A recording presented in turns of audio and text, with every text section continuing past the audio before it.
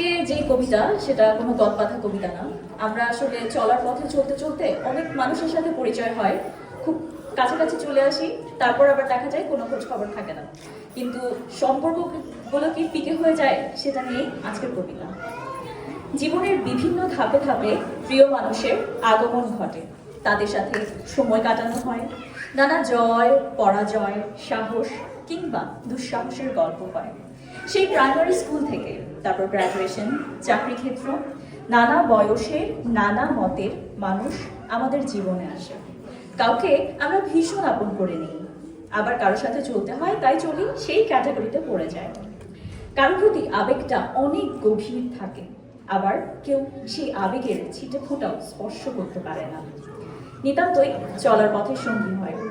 জীবনের নানা উত্থান পতনের গল্প যে প্রিয় মানুষটার সাথে হতো, দূরত্বের ব্যবধানের অজুহাতে তার জীবন থেকে সরে আসা হয় ইচ্ছায় কিংবা অনিচ্ছায়। যাদের নামের আগে একসময় এক্সট্রোভার্ট তকমা ছিল, তারাই নিজেকে গুটিয়ে নিতে নিতে একসময় ইন্ট্রোভার্টদের দলে ভিড় জমায়। এর একটা বিশেষ কারণ বোধ হয় একঘেয়েমি, অনেকটা এমন, অনেক তো হলো বাপু, আর কত, এবার নিজের কথাই ভাবা যায়।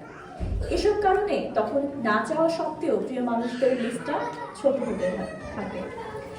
যেসব কারণকে একসময় খুব সামান্য বলে মনে হতো, থাক বাদ বলে উড়িয়ে দিতাম, সেই কারণেই তাকে অপরাধী ধরে তাকে ৩০২ নাম্বার ধারায় ফাঁসির মঞ্চে ঝুলিয়ে দেয়।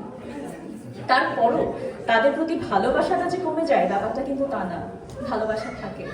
চায়ের কাপে ফেলে আসা গল্পে তাদের মনে পড়ে, কিন্তু আলসেমি করে খোঁজ নেওয়া হয়ে ওঠে না কারণ।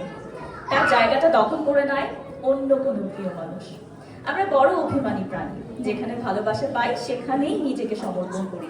ভালোবাসা পাওয়ার আকাঙ্ক্ষা আমাদের অনেক তীব্র, একবার পেলে খেতে ইচ্ছে করে, তাই কষ্টটাও অনেক গভীর হয়। বারবার একটা প্রশ্নই মাথায় ঘুরপাক খায়, যেই মানুষটা আমায় এত বোঝে সে আমায় কষ্ট কেন দেবে? আবদার, বায়না, তাই সবচেয়ে প্রিয় মানুষটার কাছে, তাই আমরা তার কাছে বারবার ছুটে যাই এই আশায় সে নিশ্চয়ই আমার বুঝবে। জীবনের ধাপে ধাপে ইচ্ছায় কিংবা অনিচ্ছায় ফেলে আসা প্রিয় মানুষেরা ভালো থাকুক। ধন্যবাদ সবাইকে।